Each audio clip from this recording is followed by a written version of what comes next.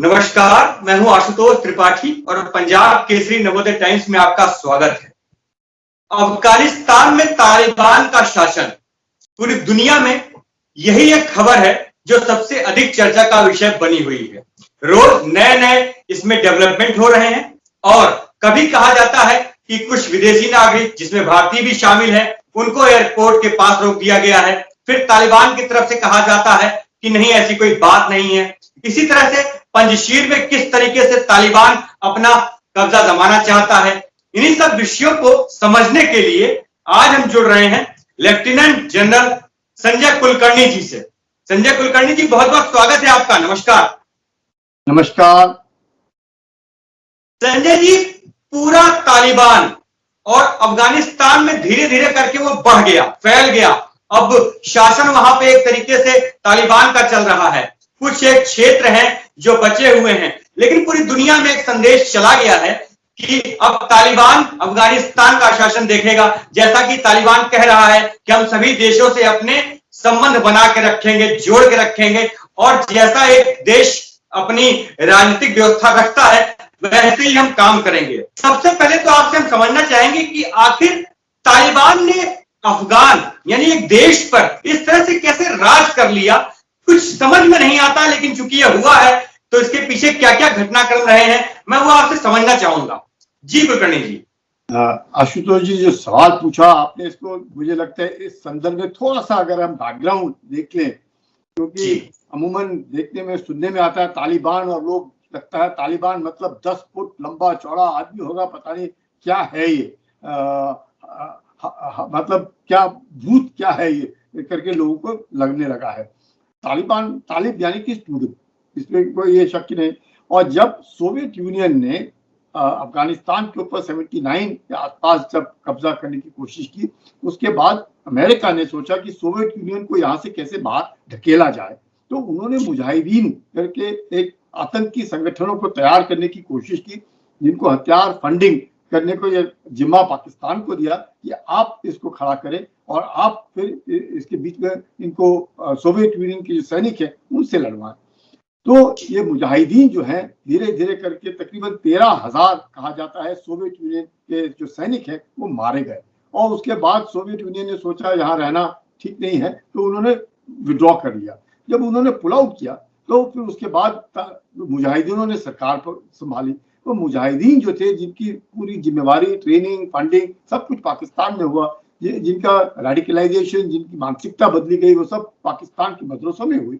उसके बावजूद भी इनकी जो मानसिकता थी, वो जब उन्होंने सत्ता संभाली मुजाहिदीनों ने, तब देखा गया कि ये बहुत ही एक निर्लज तरह के लोग निकले, जिन्होंने लोगों के साथ बड़ी बदतमीजी की, करप्शन किया, औरतों के साथ बहुत बेइंसाफी की। तो लोग बहुत तंग आ गए थे अफगानिस्तान में कि सोवियत यूनियन तो चला गया, पर ये जो बला हमारे आज है हमारे ही लोगों की है, लेकिन ये ठीक नहीं है। तो इसको देखते हुए तालिब करके जो स्टूडेंट्स ऑर्गेनाइजेशन है, जिसको कई जो ये रेफ्यूजीज आए पाकिस्तान में, जैसे मौलाना फजलुर रहमान देवबंदी तरीके से उनकी जो सिखलाई थी, ये वहां पे अपने मदरसों में इन्होंने रखा। फिर सोवियत यूनियन जब चला गया, लेकिन इन लोगों ने तब, जिसमें अखुंज़ादा और ये सब जो लोग आज नाम सुनाई देते हैं, इन्होंने मिलकर के एक संस्था जिसे तालिबान कहा जाता है, इन्होंने फिर मुजाहिदीनों को हटाया। और इनके आते ही उस वक्त लोगों को थोड़ा सा आराम मिला। आराम इस मकसद से कि इनके आने से थोड़ा लॉ एंड ऑर्डर ठीक हो गया, जो करप्शन था वो थोड़ा सा ठीक होने लग गया। और क्योंकि पाकिस्तान के साथ इस संस्था का पूरा ही तालमेल था, तो लॉजिस्टिक्स ये वो जो, क्योंकि अफगानिस्तान एक लैंडलॉक्ड कंट्री है, सब तरीके से घिरा हुआ है, और चाहे वो तजिकिस्तान हो, चाहे तुर्कमेनिस्तान हो, उज्बेकिस्तान हो, ईरान हो, लेकिन पाकिस्तान के जरिए इसका मैक्सिमम जो सप्लाई लाइन है वो पाकिस्तान के द्वारा है। तो शुरू में तो लोगों को बहुत अच्छा लगा, लेकिन तालिबान जो है, जिसका पूरा का पूरा ट्रेनिंग, फंडिंग, ये वही मुजाहिदीन थे पुराने, और अब अपने आप को तालिब, क्योंकि वो बच्चे थे उस वक्त, अखुंज़ादा बच्चा था उस वक्त, और अहमद शाह मसूद बच्चे थे उस वक्त, ये सारे के सारे, मुल्ला उमर बच्चा था, मुल्ला उमर और अखुंज़ादा बहुत बड़े जिगरी दोस्त थे। उस तरीके से ये जो कार्रवाई होती रही, वो पर धीरे धीरे लोगों को लगने लगा कि ये जो है ये पश्तून वाली सोच और शरिया को इतनी जबरदस्ती से इसके कानून में लाने लगे जिससे औरतों के साथ बेइंसाफी होने लगी। औरतों को घरों में रखा गया, औरतों को बाहर नहीं ला, मतलब अगर जाना है तो मर्द के साथ जाना है, मर्द वही होगा जो उनका या तो पिता होगा, बाप होगा या उनका पति होगा। लड़कियों को स्कूल में नहीं जाने दिया। तो अफगानिस्तान अपने नादिर शाह और प्रेसिडेंट मोहम्मद दाऊद के नीचे जो संस्था थी उस वक्त काफी कुछ आजादी थी। लोग काबुल यूनिवर्सिटी में लोग जाते थे, पढ़ते थे, पर्दा सिस्टम नहीं था, औरतें मर्दों के बीच में औरतें नौकरी करने जाती थी और एक बहुत अच्छी संस्था अफगानिस्तान में चल रही थी। और जब मुजाहिदीन आए उसके बाद वो बंद हो गई और जब ये अपने कौन ये तालिबान आए तो और भी जबरदस्त, जिस प्रकार से मुजाहिदीन थे उससे भी कट्टर और उससे खराब मानसिकता वाले लोग ये तालिबान निकले। और फिर जब अमेरिका में 9/11 हुआ तो ओसामा बिन लादेन जो अलकायदा का चीफ था और उसका इस 9/11 में देखा गया कि उसका हाथ है और वो अफगानिस्तान के अंदर है। और जब उन्होंने अमेरिका ने अफगानिस्तान में तालिबान की सरकार को कहा कि आप हमें ओसामा बिन लादेन हैंडओवर कीजिए तो इन्होंने मना कर दिया। तो उनके मना करने के बाद फिर अमेरिका अफगानिस्तान में घुसा और अब पिछले 20 साल से लगातार आज की अब तक अमेरिका था। और जब ओसामा बिन लादेन मारा गया उसके बावजूद भी अमेरिका वहां रहा और बाहर नहीं निकला। इस 20 साल के दौरान तकरीबन अमेरिका के 2,500 के आसपास सैनिक मारे गए, नाटो के तकरीबन 500 के सैनिक मारे गए।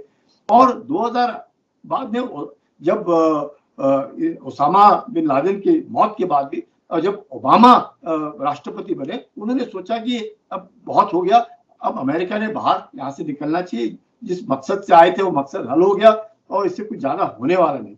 लेकिन हालात को देखते हुए धीरे धीरे करके कम क्या होना, सैनिकों की संख्या बढ़ती ही गई अमेरिका की। और उसके बाद फिर ट्रंप सरकार ने लिया कि नहीं हमने बाहर निकलना है कुछ भी हो जाए, जिसके लिए फिर बातचीत शुरू हुई। और जो बातचीत 2018 में दोहा में शुरू हुई जिसके नुमाइंदगी अमेरिका के नुमाइंदा कर रहे थे खलील ज़ादा वो शख्स है जो अफगानी है लेकिन अमेरिका में पले हैं। जैसे घानी जो है वो अफगानी है पर अमेरिका में पले हैं और उनका अमेरिकन सिटीजनशिप भी है। तो इस तरह जब खलील ज़ादा के साथ बातचीत शुरू हुई तो ट्रंप ने कहा था कि कुछ भी हो हमारे अमेरिकन सैनिक बाहर आने चाहिए और उन्होंने मरना नहीं चाहिए किसी भी हालत में। और बहुत हो गया, अब हम क्या कहेंगे अपने नागरिकों को कि हम लोग इतना पैसा डाला है ना, $1 ट्रिलियन, इसके बावजूद भी इतनी सारी सरकार इतना खर्चा हो रहा है और हमें कुछ नहीं मिल रहा है और बल्कि हमारे सैनिक मारे जा रहे हैं। तो जब तालिबान के साथ एक तरीके से तालमेल हुआ अमेरिका का, और वो तालमेल साफ जाहिर हुआ कि 2018 के बाद एक भी अमेरिका सैनिक नहीं मारा गया, एक भी अमेरिकन सैनिक नहीं मारा गया, नाटो का सैनिक नहीं मारा गया। लेकिन जो तालिबान की जो सिक्योरिटी फोर्सेस है उनके 7,000 सालाना मारे गए, यानी कि 7,000 अफगानी सैनिक मारे गए और 60,000 70,000 सिविलियंस मारे गए। और आप समझ सकते हैं कि पिछले 4-1 साल में तकरीबन 28,000 अफगानी सैनिक मारे गए। तो अफगानी सैनिकों का इतना ज्यादा मरना, जबकि अमेरिकन सैनिक जो है पिछले 20 साल में सिर्फ 2,500 और ये तकरीबन 7,000 सालाना, 28,000 पिछले 4 साल में ही मारे गए। तो कहीं पे उनकी जो ट्रेनिंग के ऊपर शक होता है। और उन सैनिकों को लड़ने का जो जज्बा था वो तब तक था जब तक अमेरिकन सैनिक उन्हें इंटेलिजेंस देते थे, उनकी सहायता करते थे, उनको पूरा सपोर्ट देते थे, उनको एयर सपोर्ट देते थे, उनको ड्रोन्स के द्वारा इंफॉर्मेशन देते थे, तब ऐसे माहौल में वो लड़ने की काबिलियत रखते थे। ये सब होता रहा। और अब जब 2018 के बाद बातचीत शुरू हुई तालिबान से और अफगान की सरकार को दूर रखा गया, तो एक तरीके से तालिबान की हौसला अफजाई होगी कि अब तो सरकार हमने ही बनानी है। मतलब पूरे विश्व भर में और अफगानिस्तान के अंदर एक तरह का माहौल हो गया कि सरकार आएगी तो तालिबान की ही आएगी, चाहे किसी प्रकार से भी आए। अब उसके लिए जो जिस तरीके से उन्होंने कहा, पहले ट्रंप ने कहा मई तक हम वापस जाएंगे, बाइडेन की सरकार आई उन्होंने कहा नहीं हम 9/11 के एनिवर्सरी के ऊपर जाएंगे, और फिर उन्होंने कहा नहीं हम 31 अगस्त तक सारे के सारे बाहर निकल जाए। लेकिन धीरे धीरे करके अमेरिकन के बाहर। इसमें पाकिस्तान जो है इसने एक बड़ा अहम रोल प्ले किया। पाकिस्तान क्योंकि अमेरिका के साथ भी था, चीन के साथ भी था, पाकिस्तान ने ही इन तालिबानों को खड़ा किया है, पाकिस्तान ने ही इनको ट्रेनिंग दी है, पाकिस्तान के मदरसों में ही इनकी वो पूरा आतंक इनके रग रग में भरा गया है और इनको एक तरीके से रेडिकलाइज किया गया है। तो इनकी जो सोच है ये एक तरीके से अलग सी हो गई है। और अगर ये कहें कि सारे तालिबानी जो हैं वो तकरीबन पठान हैं, पर सारे पठान तालिबान नहीं है, ये बड़ी सोचने वाली बात है कि पर ये जितने तालिबानी हैं ये सब पठान हैं। और इनकी एक पश्तून वाली सोच होती है और वो पश्तून वाली सोच बेस्ड होती है शरिया के ऊपर, और उसमें औरतों के लिए कोई इज्जत नहीं है। औरत एक सेकंड क्लास सिटीजन है और वो घर के अंदर ही रहेगी और घर के बाहर नहीं निकलेगी। और उनका मानना है ये औरत की शक्ल ही सारी संसार की दुख की जो होता है या किसी को पीड़ा होती है, ये औरत की शक्ल है और वो शक्ल घर के अंदर रहनी चाहिए, घर के बाहर नहीं आनी चाहिए, किसी को नजर नहीं आनी चाहिए। वो औरत काम नहीं कर सकती, बच्चियां पढ़ नहीं सकती और इस तरह के। लेकिन अब जब जैसे जैसे ही अमेरिका ने बाहर निकला और तकरीबन मैं कहूंगा कि उसका विड्रॉल पूरा का पूरा हो ही चुका था कि तालिबान ने धीरे धीरे करके अपने पांव फैलाने शुरू किए। यहाँ पे मैं बताना चाहूंगा कि 2018 में जब बातचीत शुरू हुई थी उस वक्त भी 421 डिस्ट्रिक्ट में से तकरीबन 200 डिस्ट्रिक्ट के ऊपर किसी न किसी प्रकार से तालिबान का दबदबा था, इसमें कोई शक नहीं है कि इनका दबदबा था। तो लोगों को धीरे धीरे करके अब इस बात का एहसास होने लग गया था कि तालिबान ही आएगा और तालिबान आएगा, लेकिन तालिबान क्या लाएगा वो भी लोगों को तकरीबन मालूम था कि वही जैसे 1996 से 2001 में तालिबान ने जिस प्रकार से अपनी सत्ता चलाई, जिस प्रकार से उन्होंने औरतों के साथ बदसलूकी की, जिस प्रकार से नारकोटिक्स का उनका एक्सपोर्ट रहा और किस तरीके से वो सरकार चलाते थे, उनकी मानसिकता क्या थी, सबको मालूम था। लेकिन इन 20 सालों में जब से अमेरिका अफगानिस्तान में था, उस जितना उन्होंने उधर निवेश किया, जिस प्रकार से काबुल को बनाया, जिस प्रकार से पूरे मैं कहूंगा कि उनको पूरे एम्पावरमेंट, औरतों को पढ़ाई, काबुल यूनिवर्सिटी शुरू करवाई, औरतों को पूरी जिम्मेवारियां दी, औरतें बाहर आने लगी, नौकरियां करने लगी और एक तरीके से माहौल बदली हो गया। और आज की तारीख में अफगानिस्तान की 50% आबादी वो है जो इन 20 सालों में पैदा हुई है। तो उनकी मानसिकता अलग हो गई है, उनकी सोच अलग हो गई है। लेकिन इन्हीं 20 साल के दौरान तालिबान में जो लोग तालिब जो हैं, जिनकी पूरी ट्रेनिंग पाकिस्तान में हो रही थी और जिनको मदरसों में सिखाया जा रहा था, वो जो है वो और उनको कट्टरपंथी बनाया जा रहा था। मतलब इन 20 सालों में दो तरह के लोग अफगानिस्तान में पैदा हो रहे थे। एक वो जो बड़े मॉडर्न हैं, बड़े एम्पावर्ड हैं, जिनको सब तरह की सुविधाएं हैं, जिनको मोबाइल पे बातचीत करना जानते हैं, वो मतलब अंग्रेजी भी बोलते हैं, हम बर्गर भी खाते हैं, पिज्जा भी खाते हैं, बाहर विदेशों में भी जाते हैं, नौकरियां भी करते हैं, डॉक्टर भी बन रहे हैं, इंजीनियर भी बन रहे हैं, लड़कियां भी टेलीविजन के ऊपर आ रही हैं, काम कर रही हैं। तो एक तरीके से माहौल जो है एक मॉडर्न अफगानिस्तान का तैयार हो गया काबुल के अंदर। और काबुल के अंदर तकरीबन 50 लाख की आबादी है, जिसमें सिर्फ 20 से 22% पठान है और बाकी के बाकी ताजिक, उज़्बेक और अपने ये हजारा और इस्माइली, ये लोग हैं। तो ये जो लोग हैं इनमें तकरीबन हजारा को छोड़ करके सारे सुन्नी हैं, यानी पठान भी सुन्नी है, ताजिक भी सुन्नी है, आपके उज़्बेक भी सुन्नी है, लेकिन हजारा जो है वो शिया है और उनकी जो इंक्लिनेशन है और उनकी जो पहुंच है वो ईरान तक है। तो उज़्बेकी बोलते हैं वो उज़्बेकिस्तान है, जो ताजिक बोलते हैं वो ताजिकिस्तान है। और ये जो पठान है, और पठानों की खासियत ये है कि वो पाकिस्तान के साथ डुरान लाइन को अपना वो बाउंड्री नहीं मानते। तो ये एक बड़ा जबरदस्त एक मैं कहूंगा कि हमारे लिए बहुत अच्छी बात है, तो पाकिस्तान के लिए खतरे की बात है, क्योंकि वो डुरान लाइन को अपना बाउंड्री नहीं मानते। पिछली बार जब 1996 और 2001 में पाकिस्तान ने उस वक्त मुल्ला उमर को जाकर के कहा कि आप इस डुरान लाइन को मान जाइए और दस्तखत कर लीजिए, उन्होंने साफ मना कर दिया। उन्हें सवाल ही नहीं पैदा होता है ये डुरान लाइन क्या चीज है। हम पठान हैं और हमारी हुकूमत चलती है पेशावर और पूरे क्वेटा और पूरे उस इलाके में, हाँ हमें ये दुरान लाइन हमसे मंजूर नहीं, हमें मालूम नहीं, तो पाकिस्तान को उससे पहला झटका लगा। उसके बाद फिर पाकिस्तान के जो एम्बेसडर थे, क्योंकि उस वक्त 3 ही देशों ने इनको रिकॉग्नाइज किया, एक तो पाकिस्तान हुआ, सऊदी अरेबिया और कतार हुआ। पाकिस्तान के जो एम्बेसडर थे, जो वो जब उधर उनको क्रेडेंशियल देने गए मुल्ला उमर को, उन्होंने फिर मना कर दिया पाकिस्तान को। बोले आप क्या लेकर के आए मेरे पास? बोले हम तो एम्बेसडर है पाकिस्तान। बोले नहीं नहीं, आप तो हमारे बिल्कुल नजदीकी रिश्तेदार हो, रिश्तेदारी में ये नहीं होता है, आप वापस जाइए। तो पाकिस्तान को दूसरा झटका लगा कि ये तालिबानी जो है, बनाया तो इन्होंने, सोच तो इनकी है, लेकिन पठान किसी का नहीं है। पठान जो है उसकी अपनी अलग सोच है, उसकी अपनी एक बिरादरी है। इस चीज को देखते हुए पाकिस्तान ने 2 और गुट खड़े कर दिए, एक हक्कानी नेटवर्क और दूसरा गुलमुद्दीन हिकमतयार। जो गुलमुद्दीन हिकमतयार है वो भी आईएसआई का ही प्रॉपर आदमी है, जिसको पूरा बना करके उन्होंने तालिबानियों के बीच में भेजा, अफगानी तालिबानियों के बीच में। हक्कानी नेटवर्क को भी उन्होंने तैयार किया आईएसआई ने और इसके बीच में ढकेला। ये सोच करके पाकिस्तान ने सोचा कि किसी तरीके से अफगानिस्तान में जो सरकार होगी, एक पिट्ठू सरकार होगी, पाकिस्तान के इशारों पे चलने वाली। और पाकिस्तान का जो हर हमेशा एक मकसद रहा है, स्ट्रैटेजिक डेप्थ। उन्हें लगता है कि हिंदुस्तान किसी वक्त भी पाकिस्तान अगर हमला कर दे तो पाकिस्तान तो तबाह हो जाएगा। उस तबाह होने से बचने के लिए उन्हें एक स्ट्रैटेजिक डेप्थ चाहिए, जो अफगानिस्तान मिल रही थी। तो उस तौर पे, और इस वक्त चीन जो है, एक मैं कहूंगा कि ऐसी नजर रखे हुए था अफगानिस्तान के ऊपर कि वहां से किस प्रकार से हम इनके जो भी तांबा है, उधर तरह तरह के मिनरल्स हैं, उसको ले लिया जाए। और जो गैस पाइपलाइन जो आती है तजाकिस्तान से, उज्बेकिस्तान से, तुर्कमेनिस्तान से, ये जो गैस पाइपलाइन जो अफगानिस्तान से होते हुए सिंकियांग प्रोविंस में जाती है, उनकी सेफ्टी के लिए वो पाकिस्तान को इस्तेमाल कर रहा था।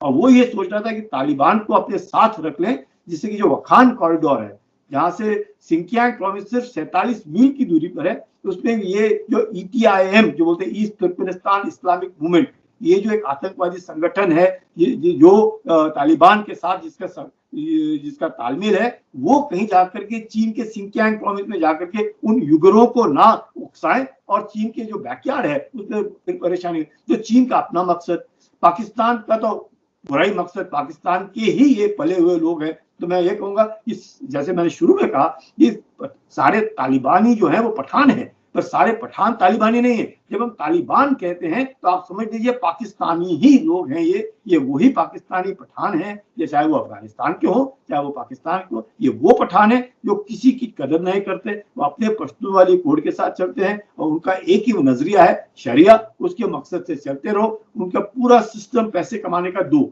एक नार्कोटिक्स ड्रग्स, 85% ड्रग्स विश्व भर में जो होते हैं वो सारे के सारे अफगानिस्तान के अंदर हैं। और दूसरा एक्सटॉर्शन, मतलब पैसा इकट्ठा करना, क्योंकि जो भी अफगानिस्तान के अंदर आएगा रस्तों में ही मिलेंगे, अपना चंदा इकट्ठा करते रहेंगे, या पाकिस्तान में चंदा उठाएंगे या फिर सऊदी अरेबिया या कतार से चंदा लेने की कोशिश है। तो इनका मकसद ये, और इनकी जो रिश्तेदारी है या इनकी जो दोस्ती है, उठना बैठना है, वो अल कायदा के साथ है।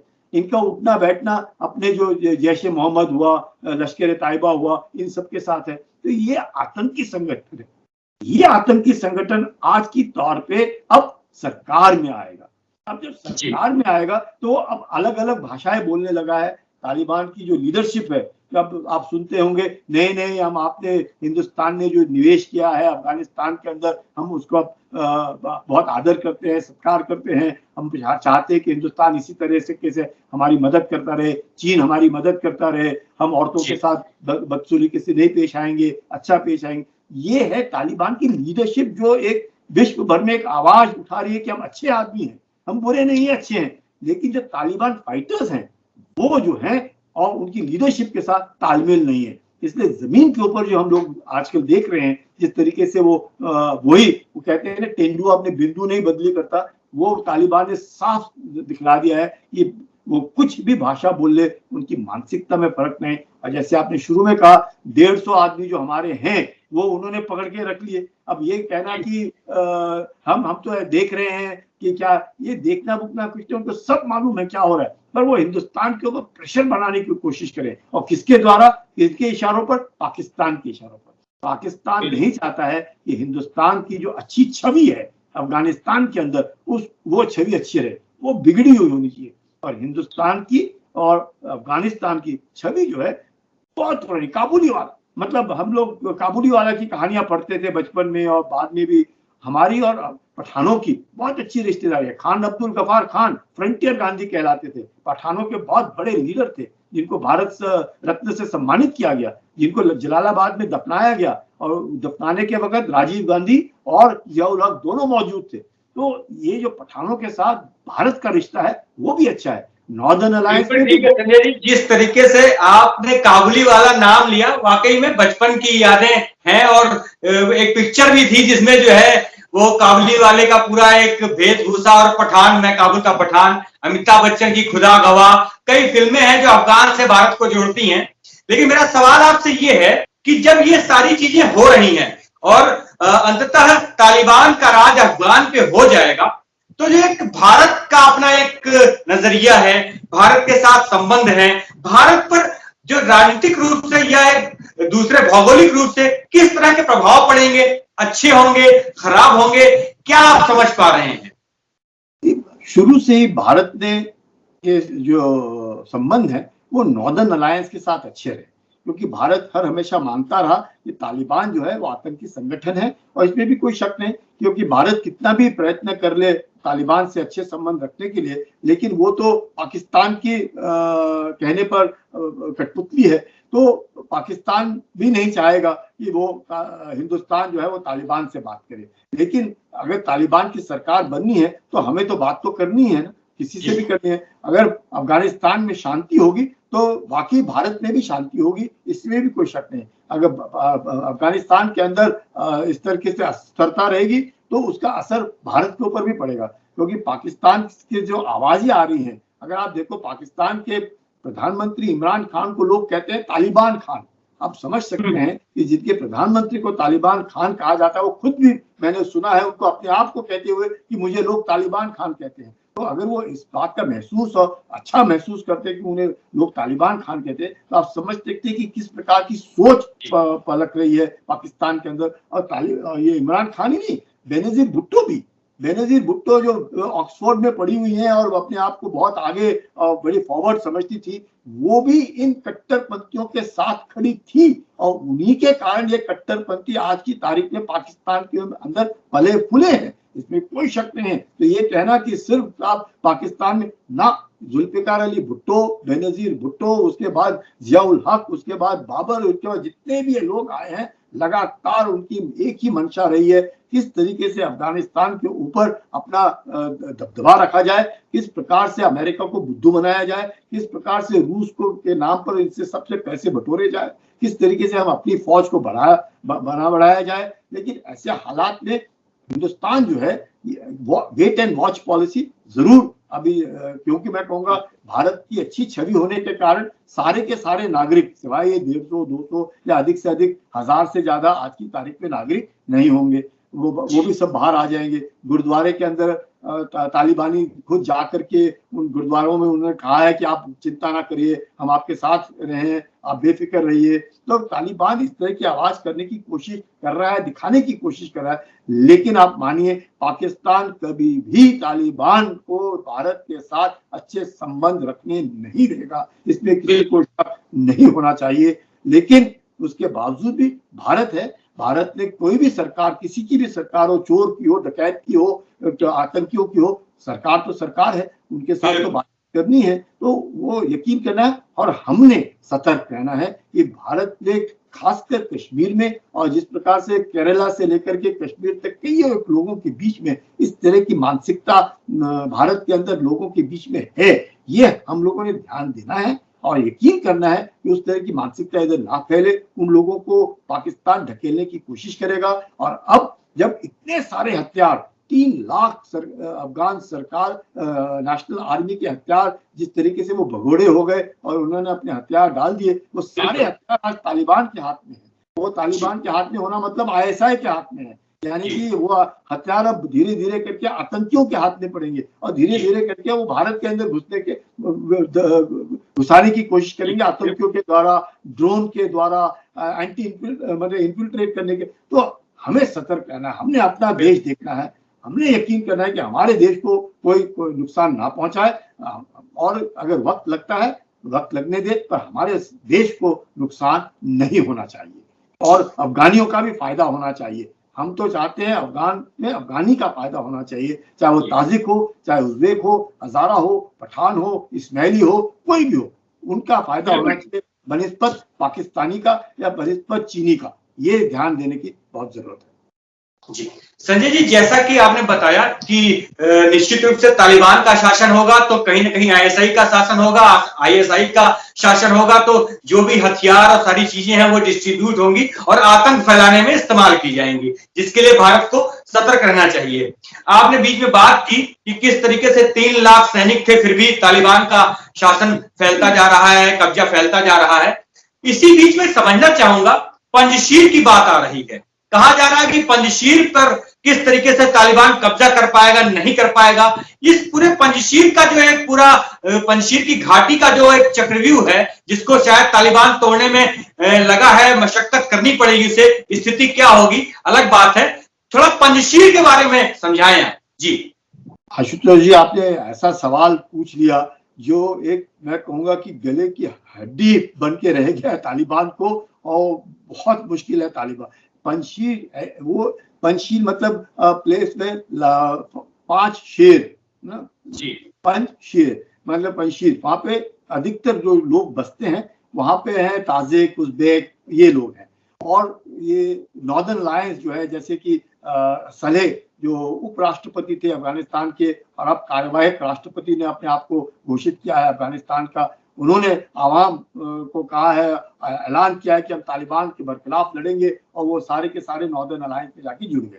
और उसके कारण जो प्रोविंस है बादशाह खान करके जो प्रोविंस है पूरा का पूरा, जिसमें वखान कॉरिडोर भी आता है, वो उसके ऊपर कब्जा इनका हो गया तालिबान ने, नॉर्दर्न अलायंस का। तो नॉर्दर्न अलायंस का जो क्योंकि कब्जा उधर हो गया है, और वो जो वखान कॉरिडोर है तकरीबन 200 किलोमीटर लंबा और तकरीबन 40 किलोमीटर चौड़ा, जिसका ताजिकिस्तान, पाकिस्तान और चीन, यानी कि चीन का जो सिंकियांग प्रोविंस है वहां से सिर्फ 47 मील की दूरी पर है। अब आप समझ सकते हैं चीन की विडंबना।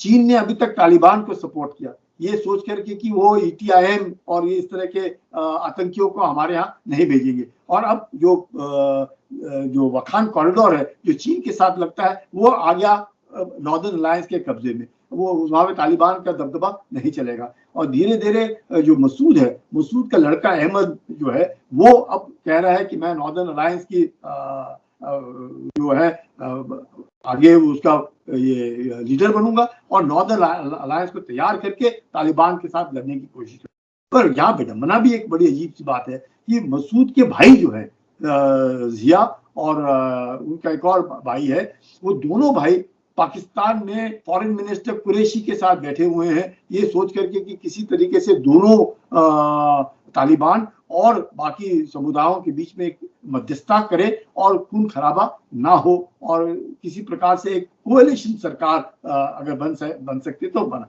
चाहे कुछ भी हो, किसी की भी सरकार बने, कुछ भी बने, अगर तालिबान का ही वर्चस्व रहना है तो वही शरिया आना है। और बार बार वो कह रहे हैं कि हम औरतों के साथ अपने इस्लामिक लॉ शरिया के मुताबिक काम करेंगे। तो अभी तक वो क्या कर रहे थे, वो भी तो इस्लामिक लॉ और शरिया से ही बातचीत कर रहे हैं ना। उन्होंने अपना कानून तो नहीं बनाया, वो शरिया को ही इंटरप्रेट कर रहे हैं। चाहे उसका इंटरप्रिटेशन कई देशों में थोड़ा सा लीनियंट होएगा, लेकिन जो तालिबान है वो तो उसी सख्ताई से उसका इंटरप्रिटेशन कर रहा है, उसमें तो कोई बदलाव आने के सोच में बदलाव नहीं आ सकता है। तो मुझे लगता है पंजशीर घाटी में नॉर्दर्न अलायंस के तगड़ा होने से, और अगर आज की तारीख में जो पहले इन्होंने करना था, चलो देर आए दुरुस्त आए, कम से कम किसी प्रकार का जो टक्कर देने की काबिलियत, अगर टक्कर काबिलियत शुरू हो जाती है पंजशीर से और नॉर्दर्न अलायंस मिल जाता है, इकट्ठा हो जाता है, क्योंकि आज उनके पास भी हथियार हैं, प्लस उनकी बाउंड्री तजाकिस्तान के साथ लगती है, वहां से भी उनको काफी कुछ मदद मिलेगी, इसमें भी कोई शक नहीं है। भारत के साथ नॉर्दर्न अलायंस के रिश्ते अच्छे हैं, और सबसे बड़ी बात है ये है कि अगर एक गुट तालिबान के साथ लड़ने के लिए तैयार हो रहा है और एक दूसरा ग्रुप जो औरतें और बच्चों का है, जो रास्ते के ऊपर आ गए हैं तालिबान के बरखिलाफ नारे लगाने के लिए और बरखिलाफ उनके रास्तों में प्रोसेशंस कर रहे हैं, ये बहुत बड़ी बात है और बहुत बड़ा चेंज है।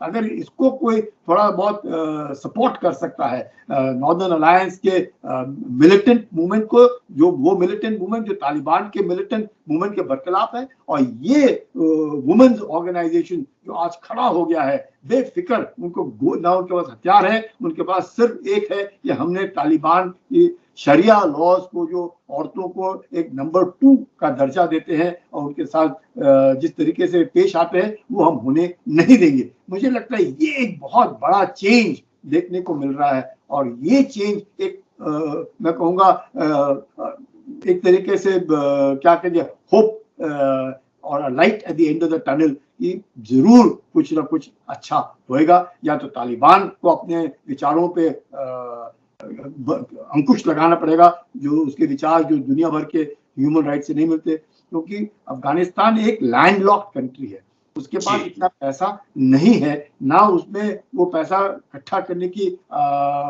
वो काबिलियत है कि वो अपना देश चला सके। उन्हें देश चलाना होगा दूसरे देशों की सहायता के द्वारा ही।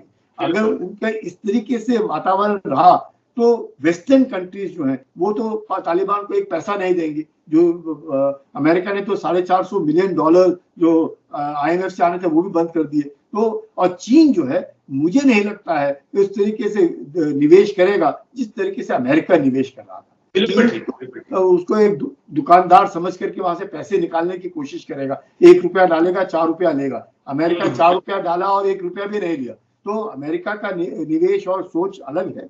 वो अपने बीच में ही, कॉन्ट्रैक्टर्स के बीच में ही जो भी हेराफेरी करते हैं अमेरिका, वो उधर करता है, पर इधर अलग सोच है। और पाकिस्तान जो है, अब आवाज बंद हो रखी है, क्योंकि पूरे विश्व भर में इस बात का एहसास हो गया है कि तालिबान जो आज जो कुछ भी कर रही है वो पाकिस्तान के इशारों पर, पाकिस्तान की लीडरशिप के द्वारा, पाकिस्तान के एक्स सर्विसमैन भी उनके तकरीबन कहा जाता है 20 से 30 हजार पाकिस्तान के जो एक्स सर्विसमैन है, फौजी जो हैं, वो उनके साथ मिले हुए हैं।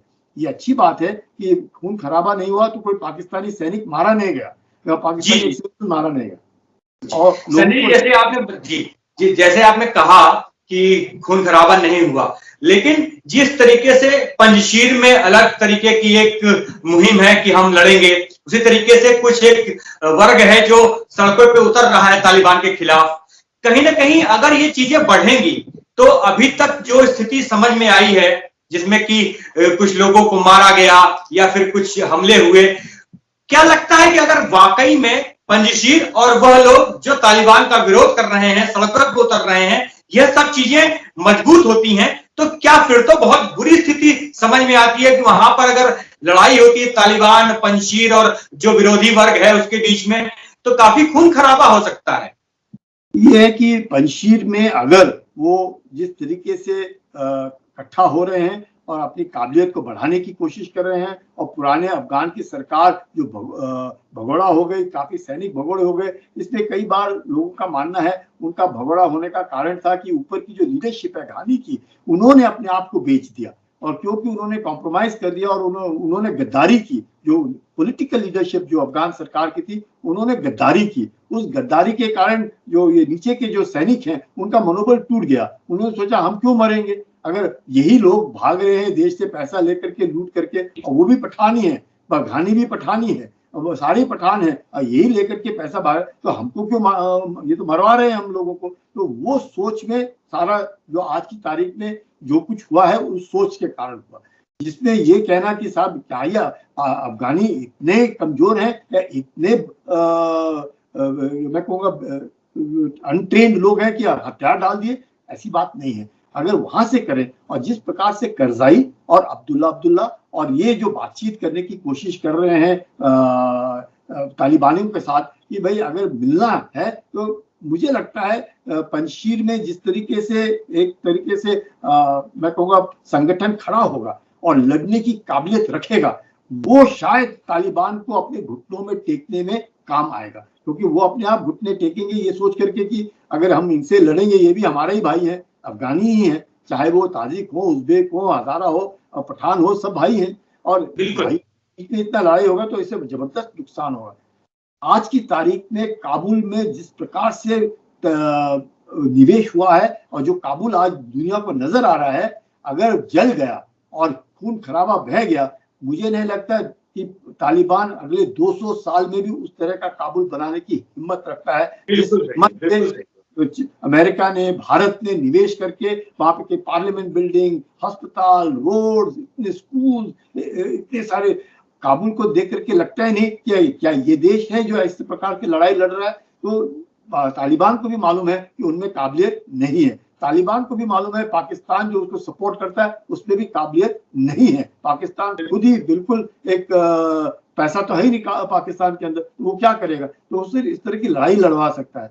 तो मुझे लगता है पंजशीर के जो शेर हैं और मसूद अजहर का लड़का है और सलेह जो राष्ट्रपति जिन्होंने अपने आप को घोषित किया वो उनके साथ हैं, इकट्ठे हो जाए तो शायद वो दबाव बना सकते हैं और एक तरह की कोएलिशन सरकार आ सकती है जिससे औरतों की इज्जत भी बच जाए, अफगानिस्तान की भी इज्जत बच जाए और उस तरीके से शरिया ना लाया जाए जिससे कि सारे के सारे बंदी पड़े हैं और अफगानिस्तान से सिर्फ एक क्या उसको बोलते हैं पॉपी ट्रेड और ओपियम में लगा रहे और पाकिस्तान का एक पिट्ठू बन करके रह जाए। अगर पाकिस्तान अफगानिस्तान को अपना अस्तित्व चाहिए, पठान जिसका वैल्यू कोड और जिसका ऑनर, जो अपने आप को एक सबसे अलग समझता है, जिसको अपने क्या उसको बोलते अस्तित्व का बड़ा गर्व है, अगर वो पठान को चाहिए तो फिर उसको सबसे नाता तोड़ करके अपने साथियों को, अपने अफगानी भाइयों को साथ में ले चलना पड़ेगा और एक नया अफगानिस्तान, एक नया देश, एक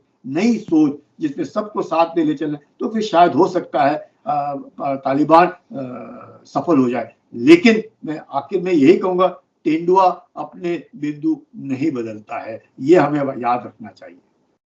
बिल्कुल ठीक है संजय जी, मुझे भी ये बात सुन के बहुत अच्छा लगा कि कहीं ना कहीं तालिबान यह सोचकर घुटने टेक सकता है कि खून खराबे से कुछ नहीं होगा और जो ये काबुल तैयार हुआ है, जो अफगान देश तैयार हुआ है, जो दुनिया भर के लोगों ने वहां पर निवेश करके एक नया अफगानिस्तान बना रखा है, वह सब बर्बाद हो जाएगा और कुछ नहीं मिलेगा खून खराबे से। इसी सोच के साथ अगर तालिबान घुटने टेक देता है पंजशीर के शेरों के आगे, तो यह अफगान के लिए बहुत फायदेमंद होगा और पूरे दुनिया के लिए भी फायदेमंद होगा, वहां के लोगों के लिए फायदेमंद होगा।